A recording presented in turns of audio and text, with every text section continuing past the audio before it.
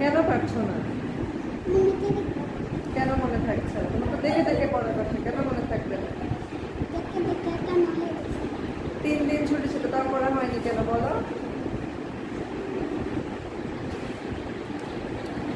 বলো, এত সুন্দর করে কথা বলে পড়ো না কেন, তাই বলো। বাসায় পড়ছিলে? সত্যি করে বলো। কয়বার পড়ছিলে বাসায়? 3বার বই পড়া হবে? তাহলে কতবার পড়া উচিত ছিল? কত পড়ানি কেন? আজকে মাফ করে দেবো?